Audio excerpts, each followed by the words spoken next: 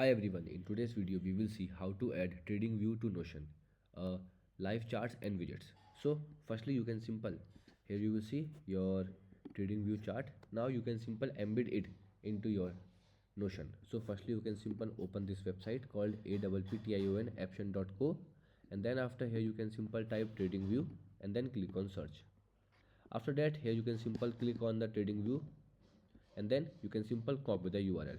After that go to your Notion, and now here you can simple create a new page, and then after here in a blank space you can simple type slash and then click on embed, and then once you type on embed, then after here you can simple paste the URL and then click on embed link.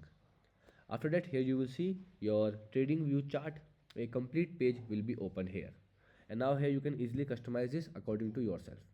Okay, here you will see your all TradingView chart, listed companies and many things. Okay, goodbye.